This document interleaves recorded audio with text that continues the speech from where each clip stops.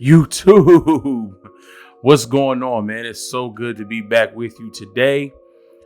If you clicked on the link to this video, thank you. I greatly appreciate it.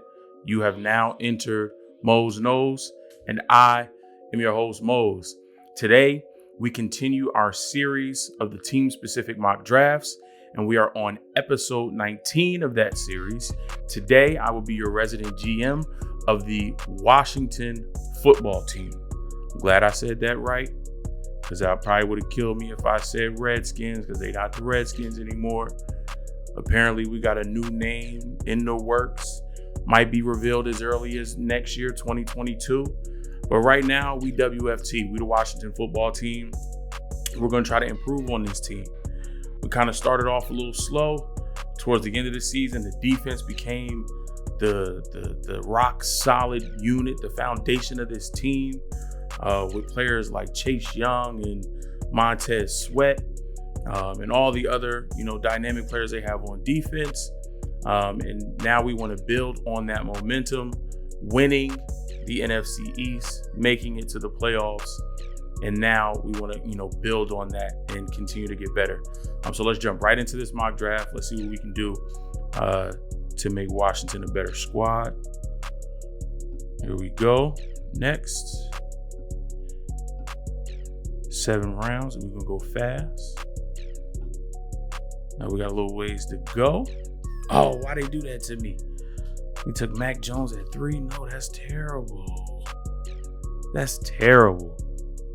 Okay, we are on the clock here at number 19. As you see from the list of needs, we got offensive tackle, we got linebacker.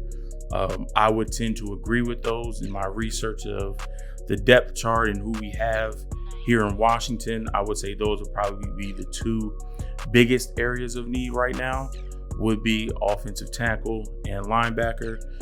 We got safety, that I don't agree with. Corner, that I don't agree with. Wide receiver, you might want to look to add somebody, but we got Terry McLaurin.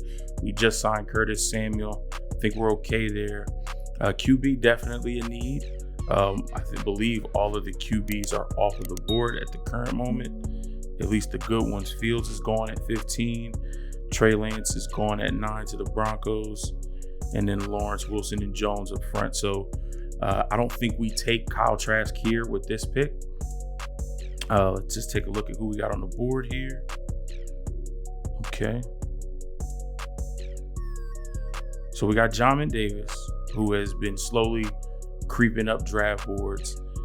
It is possible that he could end up being a first-round pick. Do we want to use a pick on him right here at number 19?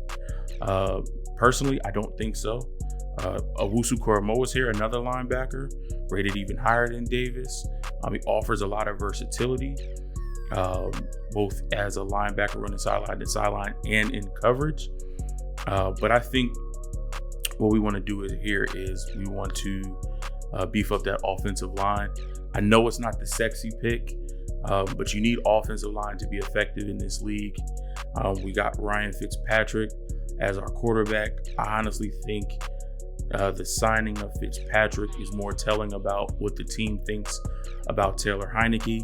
I know he only came in a brief stint towards the end of last year, but I believe they like what they saw. I think he still needs more time to develop. And if he can develop behind somebody like Fitzpatrick, that could be beneficial for both him and Washington. So what I think you want to do is you want to beef up that offensive line to protect Fitzpatrick, and then have somebody who's solid, who can remain there and continue to protect on that offensive line for Heinicke in the event that he does eventually take over that spot. So with that being said, I'm going to take Tevin Jenkins, offensive tackle out of Oklahoma State at 19. And we are moving right along. You might notice some new equipment. Here at Mose Knows, we strive to give you the best possible content we can. We are definitely new to this, not new to football, but new to YouTube and the content creation. So I'm learning things every day, reaching out to different people, picking folks' brains, trying to get as much info and knowledge as I can. One of the things that, even from the beginning that I wanted to do is upgrade the audio quality. I don't think it's been too bad, but you can always improve. And I think my new setup now is a bit of improvement. So that is amazing for us. And I'm glad to have it. I'm talking to it like it's a person. Glad to have you here, buddy. Appreciate you. All right, back on the clock here at second round, number 51 overall. Linebacker, safety, corner, wide receiver, still the same needs. Interior O-line is in need. Could be.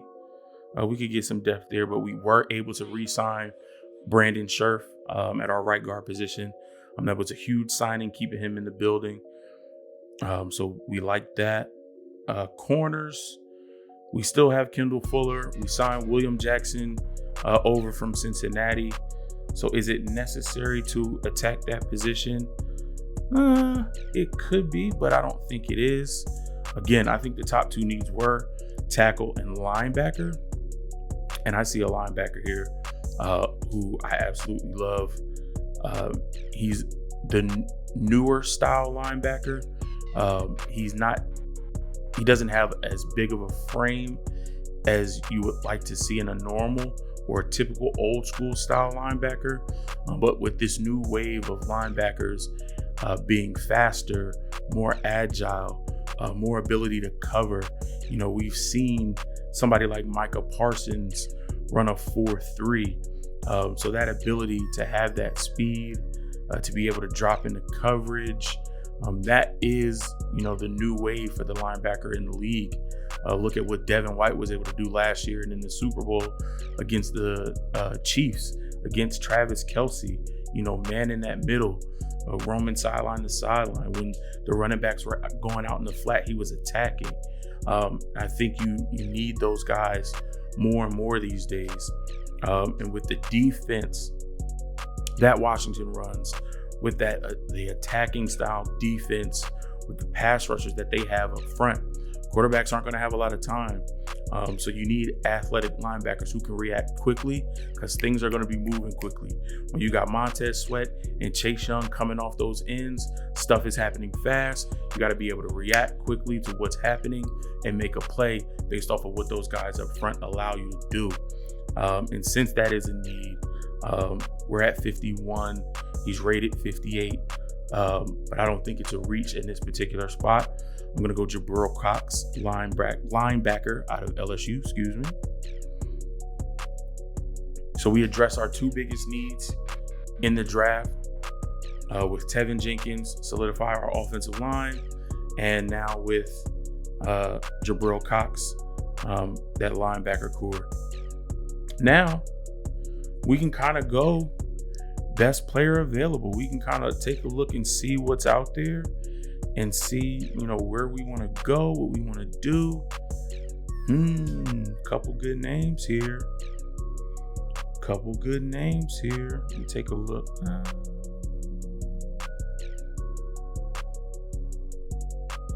We got some guys, but we can always bring in some more competition, but that room is pretty deep. I'm talking about the wide receivers. We got McLaurin, Samuel Humphreys, Cam Sims, Steve Sims Jr., Calvin Harmon need to step up a little bit. Antonio Gandy Golden needs to step up a little bit. I know he was a rookie last year, but I want to see some more from him. Emmanuel Hall, want to see some more from him. That wide receiver room is pretty crowded. I like Amon-Ra St. Brown here. I like Tylan Wallace here. But that room is pretty crowded. Corner, we got Tyson Campbell still on the board. That's definitely an option. Who we got behind Logan Thomas? Okay. I could go there.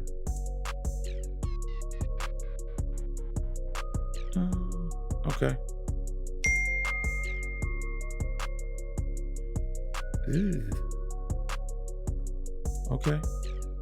Okay.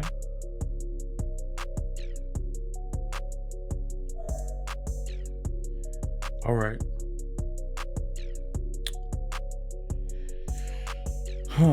This is a little tough Interior defensive line, we are good. We got Jonathan Allen, Deron Payne, Matt Ioannidis. We are good there. Even Caleb Brantley back there. We're good. We're good. I think we can go corner here. We have 2 starters, and we do have some depth behind them. But competition is also what you look for. You want depth, but you also want competition. You want somebody who's going to come in and just foster that competitive nature amongst the position groups. That's how you get better. You make each other better. You compete against each other. Ultimately build that bond, build that brotherhood. And then you take all of that you put together and you put it on the field on Thursday, Sunday, and Monday against another opponent. So I think competition is a good thing. And I think adding a corner to the group could be a viable option here in the 3rd round, especially if Tyson Campbell from Georgia is here. So that's where I'm going to go. I'm going to go Tyson Campbell from Georgia, add another corner to the room, breed some competition. And now we're back on the clock, multiple picks in the 3rd round. Say it with me. Say it with me, y'all. Mose loves multiple picks in any round. Love it. I love it. So, I mean, we talk about competition. Do we bring in Amon-Ra St. Brown? Because we haven't seen enough from Gandy Golden, because Kelvin Harmon hasn't panned out like we thought he would. We don't know really what we're going to get from Cam Sims or Steve Sims. Do we bring in another wideout for competition? I don't know. I do think what you can do as far as competition and depth is bringing another offensive lineman. Again, it's not a sexy pick. But with the team that you have currently constructed, with the quarterbacks that you have currently constructed, and I didn't mention that. I guess I can mention it now before it gets too far along, and I'll touch on it again at the end. Washington could be in the market for a quarterback. They could trade up. How the draft went, one, I'm not doing any trades myself with these mock drafts. How the draft went, the quarterbacks were gone. But I do also think there will be a lot of competition for other teams moving up for quarterbacks. So if we just scroll back down, let's just do this real quick. I think how this landed, although I'm not a fan of Mac Jones at 3, I think how this fell, quarterback 1, quarterback 2, quarterback 3, I think in the first 3 picks, quarterbacks are off the board. So then that leaves Trey Lance and Justin Fields, who are first round talents who could go. People mention Detroit in line for a quarterback. I don't agree with that. They just traded for Jared Goff. He's getting paid a lot of money. I don't think a quarterback's an option there. Panthers were an option until they just traded for Sam Darnold today. So that's not happening. The next team is Denver. Now, this draft, Trey Lance fell to them. But if another team is high on Trey Lance, say if the Eagles want to move back up ahead of Denver because they know Denver might be looking at quarterback, and now they don't have to go up to 4, they can go to 8 to snag Trey Lance before Denver does. Let's look at New England. Thankfully, in this mock draft, Justin Fields fell to them. But what if they decide to trade up for Justin Fields or a Trey Lance or a Mac Jones, and they get up into this top 10 range? Chicago, who picks after Washington, what if they want to jump up and get a Mac Jones or a Trey Lance or a Justin Fields? What if the Saints aren't sold on Jameis or Taysom Hill and they want to move up and draft a quarterback? So there's a lot of teams in this back half of the first round that could possibly be interested in a quarterback. Washington is going to have a lot of competition when it comes to moving up for a quarterback, which means they may have to overpay to get up high enough to ensure they get the guy that they want. because it's a lose-lose situation. If you give up draft capital, don't move up high enough, and then someone jumps you, and now they get the guy that you want, and now you're stuck at this spot. I mean, you could always trade down, but you're not going to recoup what you just gave up to move up. So that's an egg on the face moment. I think it's probably beneficial if Washington stays pat at 19 and takes the best player available that fits a need. So if it's a linebacker, if Micah Parsons somehow falls to 19, if they fall in love with Jeremiah Owusu-Koramoah, if it is a guy like Jamin Davis or Zaven Collins, or if they want to go offensive line, I think they should stay at 19 and do that and take best player available for their need. I think it'll cost too much with everybody else in this bidding war for a quarterback for them to move up. I should have mentioned that earlier, but I didn't. So we're back here at 82 in the third round. So if we stick with that thought process of standing pat at 19 and taking best player available for your need, based on how the team is currently constructed, with Ryan Fitzpatrick at quarterback, Taylor Heineke behind him, learning, growing, maturing, hopefully eventually taking over that role, you want to do what you can to make sure that Fitzpatrick is protected and that you have a stable offensive line in front of Heineke when he decides, or when Coach Rivera decides that he's ready to take over that starting position. So let's get some more competition in that offensive line room. We'll go Josh Myers, guard out of Ohio State. We got our right guard solidified. So I see Myers coming in and battling for that left guard position. Now you might say, hey, that might be a little scary, starting two rookies on the left side of that line. You figure Tevin Jenkins is a first-round pick. As long as he comes in and does what he's supposed to, he's going to start at that left tackle spot. Unless you move Morgan Moses to left and then groom Tevin as a right tackle. And then you got Josh Myers. If he comes in, wins the training camp battle, he takes over at left guard spot, you might be a little worried. Oh, that's two rookies taking care of that left side. Do we want to go that route? I don't think that's a bad idea.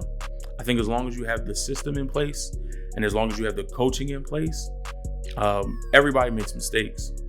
Even 10, 12-year vets, have an off day, have a bad day. It happens.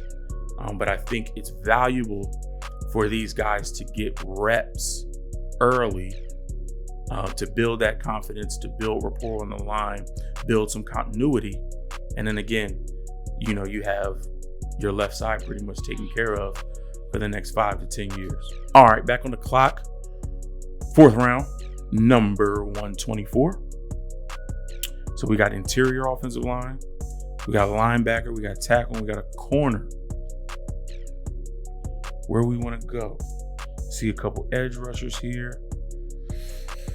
I don't think we need that. I mean, you could get some rotational pieces, some guys to come in as rotational guys, but maybe. Again, you could get somebody to back up a Jonathan Allen and a Daron Payne. Somebody like Marvin Wilson would be a good pick here. You can get another linebacker. I mean, me personally, I am not a fan of Cole Holcomb and Josh Harvey-Clemens. Now, will Jabril Cox and Dylan Moses both start over those guys? I don't believe so. But you can always use Dylan Moses first as a special teams player. So that's also an option. I mean, you have Gandy Golden, but you could use a big body wide receiver. I like Seth Williams. Let's see what safeties are left. I mean, I don't think we need one. We got Landon Collins. Cameron Curl had a really, really good rookie season last year. He turned it on and and really made strides in his rookie season and, developed really well. So I love to see that. Do we want to go another corner? Don't think so. I mean, we could go running back. Tight end might be too early to go for. Also, the quarterback's off the board. You could draft somebody like a Jamie Newman or Sam Elliger, but I think it's too early right now.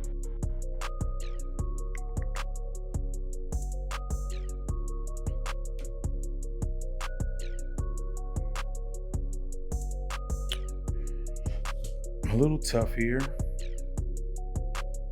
Yeah, we got Ionitis. Like I said, Caleb Brantley, Tim Settle. Not necessarily a need. We got Gibson, McKissick, Peyton Barber, and Lamar Miller. Yeah, man. Based on what I'm seeing,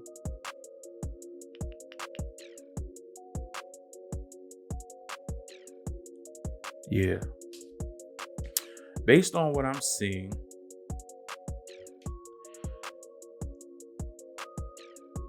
fourth round, 124, best player available for positions that could use depth. Because once you get into these 4th, 5th, 6th, 7th round, unless a guy just comes in and wows immediately and is just consistent throughout camp, throughout preseason, you may not find one of these guys in the back end of the draft start right away. They're developmental guys. They're guys that offer depth and can help you in a multitude of ways. So with that being said, I'm going to go Dayo Odeyingbo, edge rusher from Vanderbilt. And again, that's not a need. We got bookends with Chase and Montez, but as a rotational piece, someone who can come in and spell those guys when they need a breather, I think that's a solid pick there in the 4th round. All right, back on the clock here in the 5th round. Again, we could look at wide receiver. Love Daz Newsome. Love Anthony Schwartz. What did he run? He ran in the 4.2s, I think Schwartz did. Love Shi Smith. I like Derek Forrest and Tyreek Gillespie if we choose to go safety.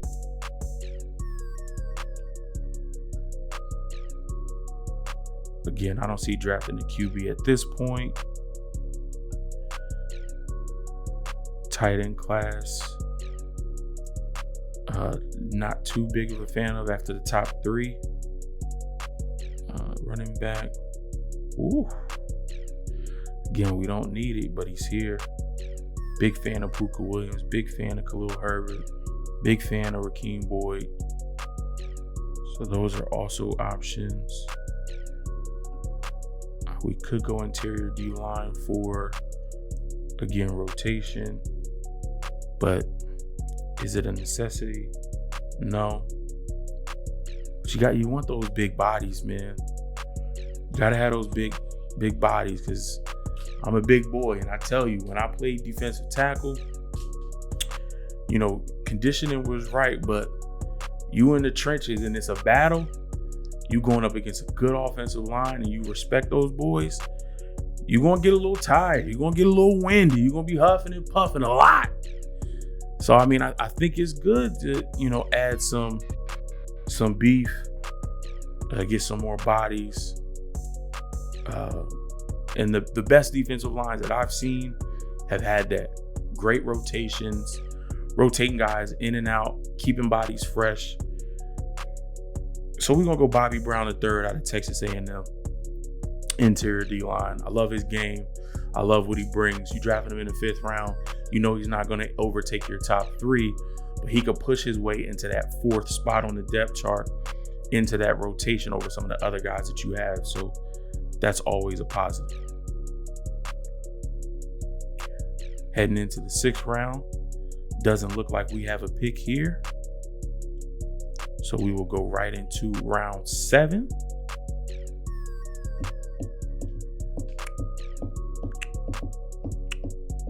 I don't know why I'm doing that. I got music in the background.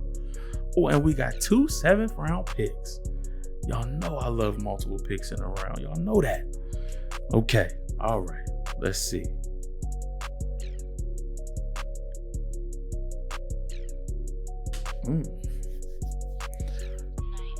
Could we go receiver here? We very well could. A lot of good ones on the board. I mean, 1, 2, 3, 4, 5, all 5 of them really good. Really good receivers. I think Jalen Darden is similar to what you have in McLaurin and Samuel, so that may not be it. Cornell Powell. Smaller frame, but more of a possession type of receiver. Doesn't quite possess the same speed as a McLaurin or a Darden. Do you want to go big body and somebody like Sage? 6'3". Maybe he overtakes Kelvin Harmon and Antonio Gandy Golden as the big body wide receiver, your possession receiver. On big third downs when you need a catch, use that big frame, box a smaller corner out. Use them in the red zone for fades, things of that nature. That's definitely a possibility. Let's look at safety. I think we're good here. We could always get a running back. We can wait on that. I mean, we could get a tight end, add to the room, somebody like Luke Farrell. Not really necessary, but an option. I'm going to go Sage Surratt, wide receiver out of Wake Forest. I don't think he'll be here at pick 244 in round 7, but he's here today. Just all that matters. Get us another big body receiver, come in, give us that competition that we're looking for. Maybe he pushes those guys. Maybe he overtakes those guys. But if he's here, I think this is a great value pick in the 7th round. So we can go Sage Surratt. And we right back on the clock. And where do we want to go? Could go another edge. Somebody like Teron Jackson out of Coastal. Again, another developmental player. Another rotational piece. We could pick a safety here or a linebacker. Somebody else who we can use in, a special teams capacity. A Buddy Johnson or a Tough Borland. Options there for that. Could get another corner. Again, more competition, more special teams. And I think I'm going to go with one of the fastest corners in this draft. Give me Tay Gowan out of UCF. Tay Gowan hasn't been getting a lot of loves in these drafts, being there this late. I think the Draft Network might need to update their tool. I might go over to PFF. Everybody has their opinion, and that's the beautiful part about this draft process. Some mock drafts, of course, you're going to get things that match up and people having the same idea for, different teams. But the beauty in it is everybody has a difference of opinion. And what's so exciting about that is hearing all the opinions, doing all the research on all the players, and then having all of that excitement building up and anticipation building up. We actually get to the draft weekend and see what these teams really do, because they have an idea and they have a thought process, but there are 32 other teams, and other teams might have a similar thought process about a bunch of players. So somebody who you might have thought would fall to you at 19 maybe gets taken at 16 or 17. Somebody who you deemed a 4th round pick, another team has a 2nd or 3rd round grade on him and he's gone. So that's the beauty of this whole process. That's why I love it so much. That's why I want to talk about it. That's why I love engaging with you all, because I love to hear your ideas, your thoughts, your opinion, even if they differ from mine, because they're going to. If you like my draft, great. If you didn't, let's talk about it. We can be respectful. We can treat each other with respect. And I'm not saying that because you haven't. The comments that I've gotten on all of my videos so far have been nothing but respectful, even if folks disagree. I had a Arizona Cardinals fan say to me, I'm a 49ers fan, if you didn't know. I had an Arizona Cardinals fan say to me, it's refreshing to see an unbiased Niner fan who, isn't talking crazy. I can get down with you. I can rock with you because, you're unbiased. You're not talking crazy about us. You cool. Then another Niners fan said, no, I hate all Niners fans, no matter what. and that's the beauty of, that's why I love football. If you're a fan of an opposing team, especially in my division, we ain't no love when it's on game day. Ain't no love. I got homies that I've known for years who are Rams fans, Seahawks fans, Cardinals fans. We good any other topic we can talk about. But on those two Sundays, or that Thursday and Sunday, or that Sunday and Monday out of the season, 2 times we meet, I don't know you, bruh. We not cool today, bruh. It's not happening. So I get it. But the feedback and the interactions that I've had with fans so far has been absolutely amazing. I love you guys for it. Keep it up. I love getting those comments. I love sitting down and, typing my response to your comments. It's been healthy. It's been constructive. It's been giving me insight into your team. Because like I said, this is Mose Knows, but I don't know everything. You know more about your team than I would. So give me that information. It'll help me with these drafts. It'll help me when I move into my next series after the draft and we go into outlooks on training camp and position battles and outlooks on the season. It'll help me with all that stuff. So keep it up. Let's go into our recap here. First round, pick 19. We go offensive tackle Tevin Jenkins out of Oklahoma State. Second round pick, number 51. We go Jabril Cox, linebacker out of LSU. Third round pick, number 74. We go Tyson Campbell, corner out of Georgia. At pick 82, we go Josh Myers, guard out of Ohio State. At 124, we take Deo Odayingbo, edge rusher out of Vanderbilt.